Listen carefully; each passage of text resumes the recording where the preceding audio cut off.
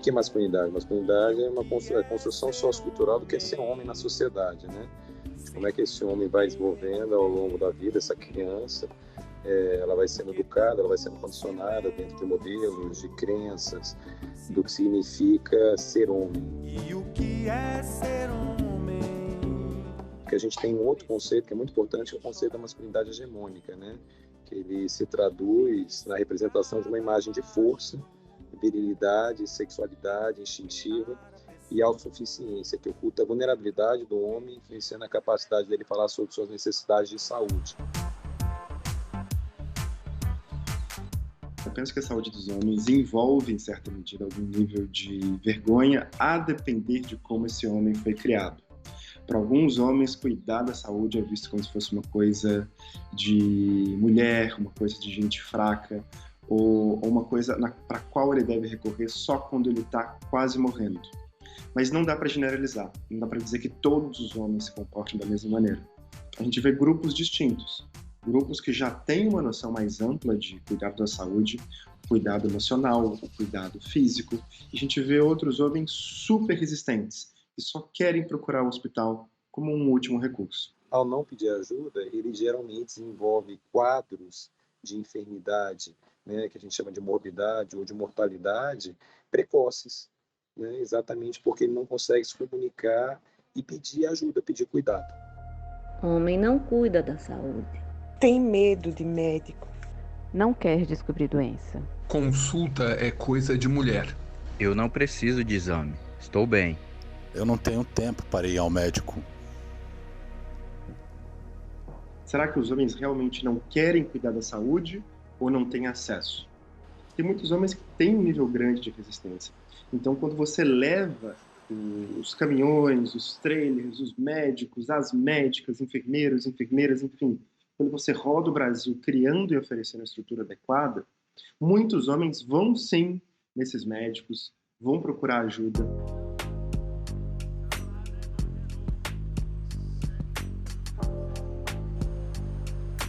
A gente pode invisibilizar um grupo muito grande de homens que simplesmente não têm o acesso por condições socioeconômicas, por estar em cidades muito afastadas que não têm uma estrutura de saúde adequada, por ter uma política no trabalho que impede ou desencoraja o cuidado da saúde. Nós encontramos em outros contextos também barreiras que os homens criaram e que falam para a gente, agora só levo o meu filho para consulta, eu mesmo não vou, porque eu senti que o pessoal lá, os profissionais de saúde, questionaram minha presença durante o expediente. Então, tem, por um lado, o contexto do trabalho, são homens, na sua maioria, que trabalham em base diária, né? Eles não têm um emprego fixo, portanto, não têm os direitos trabalhistas. Então, vamos retirar essa noção de que o homem é responsável pela sua saúde, é uma decisão individual, não é uma decisão individual, pode até ser em vários contextos, mas a gente precisa compreender essa complexidade. A Estratégia de Saúde Universal, expressa pela Resolução CD 53.5 de 2014, é outra estratégia e tem como meta a ausência de barreiras geográficas, econômicas, socioculturais, de organização ou de gênero para o acesso universal, alcançado com a eliminação progressiva das barreiras que impedem que todas as pessoas utilizem os serviços de saúde integrais estabelecidos em nível nacional equitativamente. Quando nós pensamos na saúde universal, né, como eu disse, eu tenho que pensar em todos esses aspectos, né? Eu tenho que pensar nos aspectos socioeconômicos, né, nos aspectos culturais, né, assim, dos papéis esperados para homens e mulheres dentro de uma sociedade.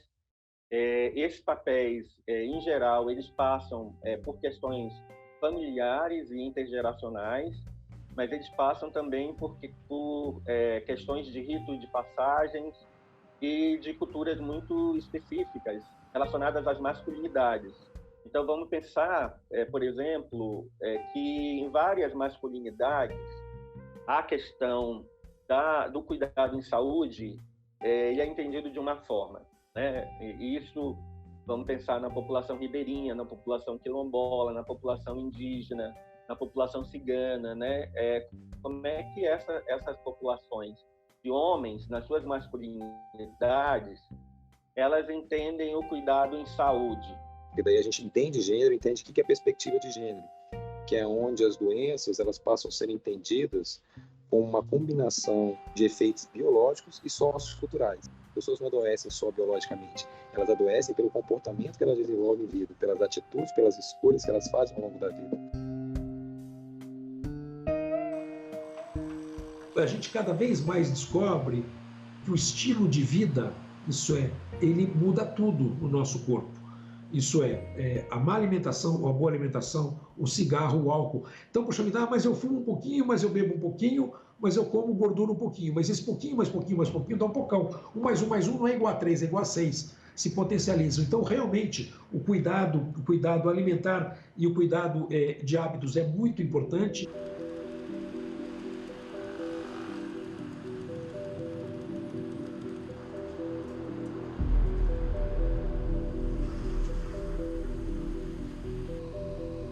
No recorte etário da política de 20 a 59 anos, o que mais tem matado a população masculina são as causas externas, né? A violência, os acidentes, né? Acidente de trânsito, acidente de trabalho, os homicídios, o próprio suicídio. Como segunda causa ainda nesse recorte, nós temos as doenças cardiovasculares, né? Como o próprio infarto agudo do miocárdio, os acidentes vasculares cerebrais, né? O que a gente chama de derrame, né? Comumente.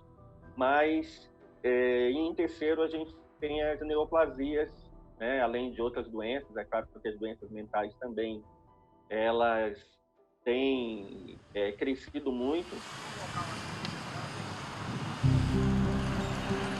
De todas as doenças que a gente fala, a obesidade é aquela mais comum. E a gente sabe que a obesidade traz uma outra série de problemas, com o aumento do diabetes, com uma alteração hormonal neste homem. A obesidade faz com que não só o organismo desse homem funcione mal, mas faz com que esse homem também tenha que usar algumas medicações, que elas são também deletérias. Os hipotensores, né, os antihipertensivos, as medicações por diabetes, lógico que elas melhoram a doença, mas elas também não são inócuas. Então a obesidade é uma doença, não só no homem, na mulher também, mas é uma doença muito, muito grave, porque isso abrange todo o sistema orgânico do homem. A síndrome metabólica que a gente fala, né, que é principalmente a obesidade na linha da cintura, associada à hipercolesterolemia, hipertrigliceridemia, isso é um fator muito importante. Os homens, eu já tive pacientes que comentaram que tinham vergonha de ir ao médico, não contaram para a família, né? E isso, infelizmente, acabou levando esse paciente específico, que me veio à memória, a perder sua vida por uma doença que era potencialmente curável, porque é um machucadinho no pênis, vai no médico, trata e você consegue ficar curado, sem precisar, inclusive, fazer nenhuma super cirurgia, uma cirurgia muito grande para tratar. Porque isso tem um princípio muito básico, que é você aprender a estar um pouco mais, digamos que, observando o seu próprio corpo. Quanto mais distante eu me coloco em relação às demandas do meu corpo, essa dor de cabeça não é nada. Essa dor nas costas aqui eu acho que é normal. Como assim? Pode ser que seja comum, né? Ter dor crônica, o estresse está muito grande, ansiedade e depressão a níveis alarmantes, né? Mas como que eu vou conseguir cuidar da minha mulher, cuidar da minha família, se eu não consigo olhar para mim, se eu não consigo me nutrir dentro das minhas necessidades mais básicas, né? Que está relacionado com uma boa hidratação, com exercícios físicos, né? Quando se fala de atividade de saúde do corpo, né? A gente fala de saúde mental, né? Quais são os hábitos que eu tenho para desenvolver uma boa saúde mental, né? Eu faço terapia, por exemplo, ou então, né? Como é que eu faço para me descarregar, pura e simplesmente, né? A política de que trata o caput deste artigo visa promover a melhoria das condições de saúde da população masculina brasileira, contribuindo de modo efetivo para a redução da morbidade e da mortalidade dessa população, por meio do enfrentamento racional dos fatores de risco e mediante a facilitação ao acesso às ações e aos serviços de assistência integral à saúde. A política Nacional de Saúde do Homem, né, Saúde Integral, ela foi criada em 2009 e ela foi criada com a perspectiva de trazer os homens para a prevenção, a promoção, o cuidado e o autocuidado em saúde, né? Na época, os dados de morte, os dados de adoecimentos, eles se mostravam muito altos no país, e principalmente porque os homens que antes estavam, né, nas unidades básicas de saúde, que eram levados pelas mães, pelas tias, pelas avós, pelos pais, né, eles haviam sumido, eles apareciam, na verdade, já com um alto grau de complexidade, de doenças e agravos que a gente chama, né, instalados na rede SUS, mas para o cuidado especializado. Cerca de 60 milhões de homens brasileiros entre 20 e 59 anos passaram a ter acesso e conhecimento a uma política destinada para eles, pactuada e legitimada dentro do Ministério da Saúde em todas as instâncias regulatórias, né, o Conselho Nacional de Saúde, o Conselho Tripartite, né, que é muito importante, o Comitê Tripartite de Saúde, e foi legitimada, altamente legitimada pelo sistema. No meu entendimento, a Política Nacional de Atenção à Saúde dos Homens é uma imensa conquista, porque à medida que a gente avança no diálogo sobre gênero, a gente vai ver que os homens precisam de cuidado. Eu creio que a gente discute muito e com razão sobre todos os problemas, dores e violências que os homens causam. E eu tenho notado que à medida que o debate avança ao longo dos anos, a gente vai cada vez mais olhar também para uma dimensão que é o que os homens sofrem, o que eles passam, e como é que a gente cuida deles e ajuda eles a se ajudarem. Então, para mim, essa é uma dimensão essencial e, nesse sentido, a Política Nacional de Atenção à Saúde dos Homens é um imenso gol de placa.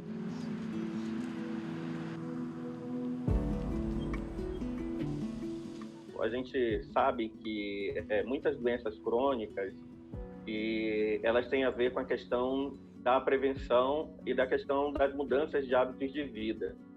E isso também passa, claro, por uma questão cultural. Então, a política, ela vem nessa perspectiva, né, da gente poder incentivar os homens a voltar para esse cuidado, né, esse cuidado integral da saúde, mas que ele possa ir às unidades básicas para que ele possa também receber orientações sobre os seus direitos, sobre os seus cuidados, que ele entenda qual é a rede que ele possui no SUS, e assim que ele pudesse, de fato, fazer um cuidado integral. Eu acho que a política ela entrou no imaginário simbólico dos profissionais de saúde e da população, no sentido de perceberem que os homens precisam de cuidados específicos, que existem cuidados, né, necessidades específicas voltadas para os homens, e que isso pode, de algum modo, contribuir muito para a melhoria da saúde deles, pode contribuir muito para que os profissionais de saúde tenham menos trabalho quando os homens estão envolvidos, e pode contribuir muito para a saúde das mulheres e da família,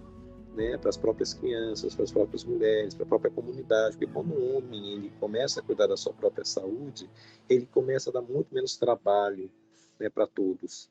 Saúde é um estado de completo bem-estar físico, mental e social, e não apenas a mera ausência de doença ou enfermidade.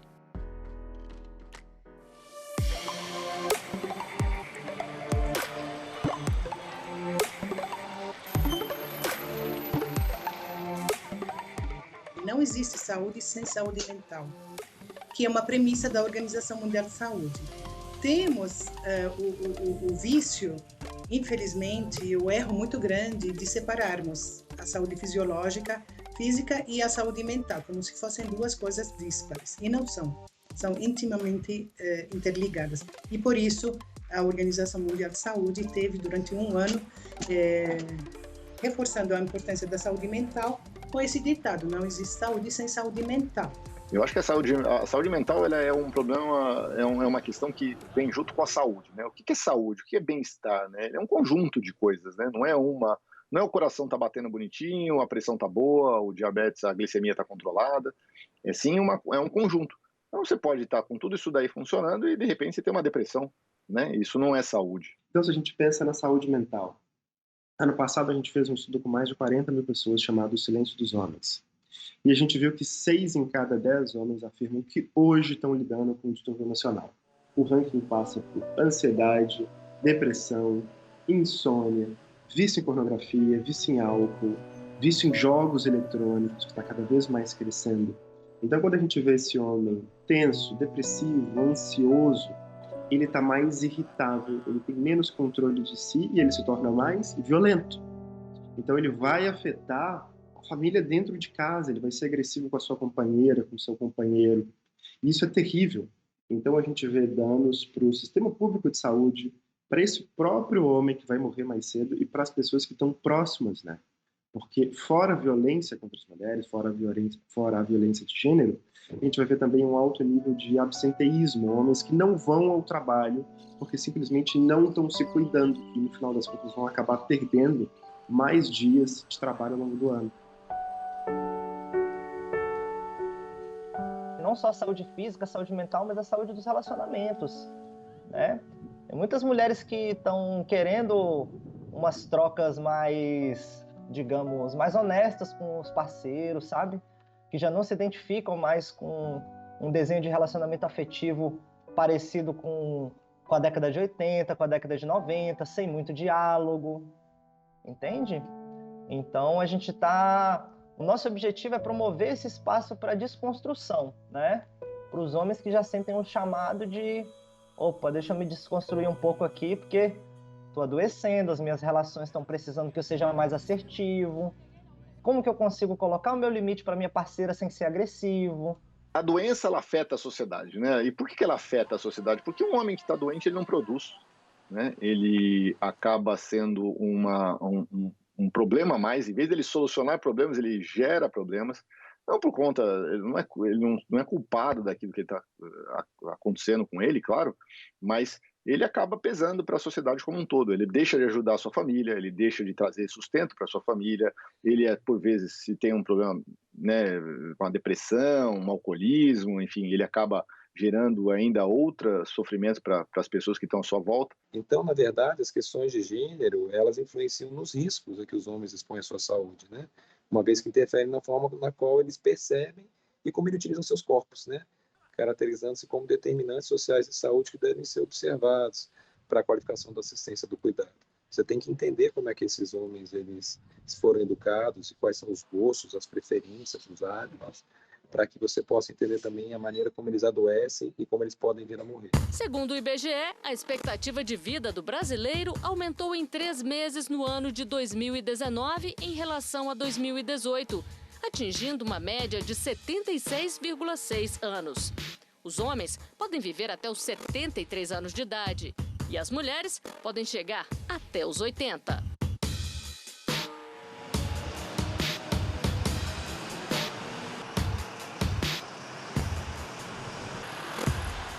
Infelizmente, homens estão mais envolvidos em violência de modo geral, então com armas de fogo, enfim, o que acaba reduzindo aí a expectativa de vida e ceifando muitas vidas ao longo dessa história. E finalmente ainda, né, quando eles ultrapassaram essa barreira da juventude, que é onde acontece, né, os traumas, os acidentes automobilísticos, enfim, a violência, quando eles chegam numa idade um pouquinho mais avançada, eles não se cuidam, não vão no médico, não cuidam do seu peso, da pressão, do colesterol, da próstata, então é realmente ainda mais difícil, né? E agora pensando nas consequências, qual a consequência de homens que não cuidam da sua própria saúde? Bom, o próprio sistema de saúde fica mais sobrecarregado. Quando o homem chega só com uma condição de saúde mais grave, isso vai onerar o SUS. O SUS vai ter que investir mais. É um atendimento de emergência, um atendimento mais caro, é uma cirurgia de alto risco. Então, onera o sistema de saúde. Esse homem morre mais cedo. A expectativa de vida dos homens no Brasil é 7 anos abaixo das mulheres. Então, muitas vezes, isso pode significar que tem imunidade familiar que pode ficar desamparada, né? Porque uma das pessoas que está ali trabalhando, enfim, morreu mais cedo.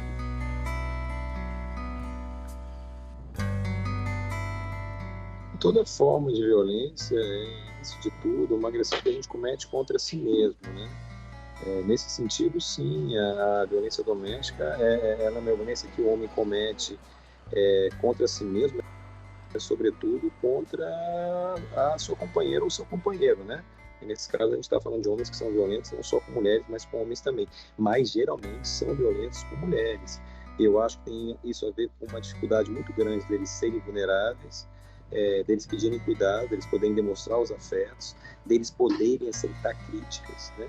Então a violência doméstica, sim, a violência doméstica ela é mais um item muito importante nessa disfunção do que significa ser um homem de verdade, né? Tanto que a gente vê no país, nos últimos anos, como as taxas de feminicídio e de violência doméstica têm crescido, né? Na minha visão, os homens estão carentes de afeto e intimidade entre os próprios homens. A gente gosta de ter contato físico, muitas vezes a desculpa para o contato físico, uma partida de futebol, a gente se esbarra, dá carrinho, se tromba e fica ali em contato o tempo inteiro, ou vai praticar uma arte marcial ou alguma coisa. Mas é interessante ver como em outras culturas nem sempre é assim. Por exemplo, no Congo, eu aprendi isso com um livro recente lançado pelo JJ Bola, os homens andam de mão dada normalmente quando são amigos. É uma expressão de afeto. Porque um paradoxo do poder masculino é que muitas vezes os homens eles têm um poder, um suposto poder de decisão, de tomar decisões importantes pela vida dos outros, mas nem por isso eles se privilegiam em relação à sua saúde, né? Essa coisa um pouco do arquétipo do herói, os homens eles morrem, eles gostam de morrer assim meio desenganados, ou meio como heróis, ou de maneira súbita, dramática, né? Tem alguma coisa shakespeariana aí no modo como os homens eles não cuidam da sua saúde e morrem de maneira trágica muitas vezes. E se não houver uma catástrofe, um AVC, um derrame, um infarto, um câncer fulminante, todos nós vamos viver até 80 ou 90 anos. O importante é viver bem. Então, se você faz um diagnóstico precoce, a gente faz a cura dessas doenças. A gente precisa de uma sociedade saudável em que todo mundo cuida da sua saúde e produz para a sociedade, né? Tanto no âmbito econômico, mas também no âmbito familiar, no âmbito de integração, de relacionamento, né? Cuidar dos seus parentes, amigos, família, enfim, filhos, né? Então é importante o homem se cuidar para que ele tenha não só o benefício próprio, mas também beneficiar aqueles que estão perto e que estão juntos com ele nessa caminhada aí da vida.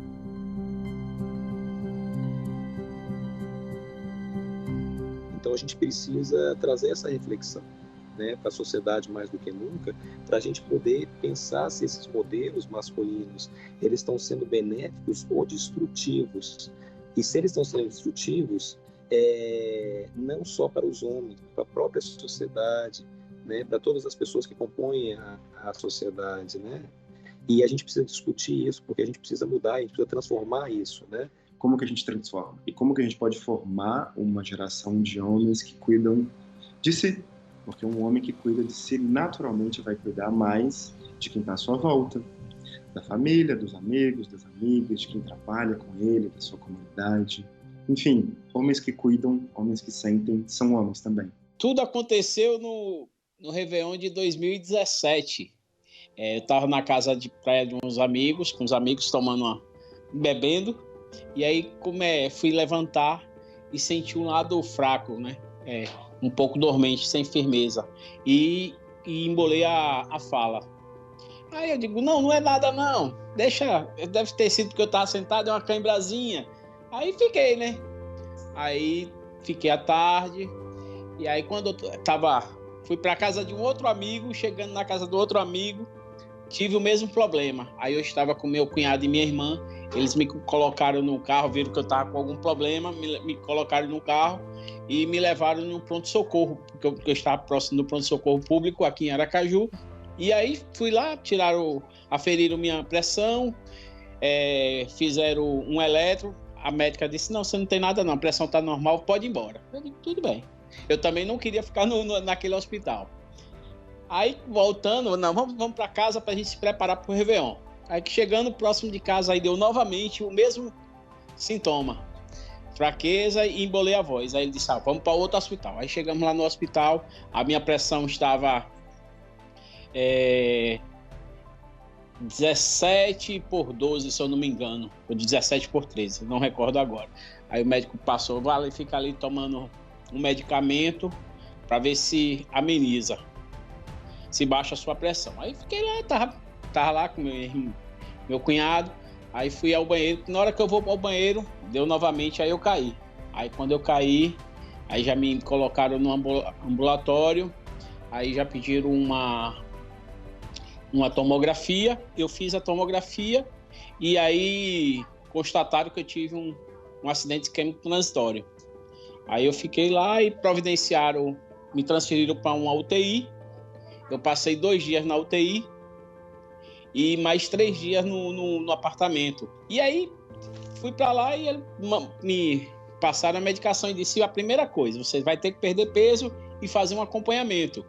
E a partir desse momento, eu tinha o hábito de todos os sábados e domingo beber. Hoje eu não faço mais isso. Depois que me aconteceu, eu não bebo mais. E mudei também os meus hábitos, né? Eu antes comia comida muito gordurosa, muito churrasco, comida salgada. Hoje eu não como mais. E não procurava o médico. Hoje, se eu sentir qualquer dor, eu estou no médico. E faço meu check-up de 6 em 6 meses. Tá entendendo? E acompanho remédio. Eu posso atrasar tudo de tomar o meu remédio, eu não esqueço.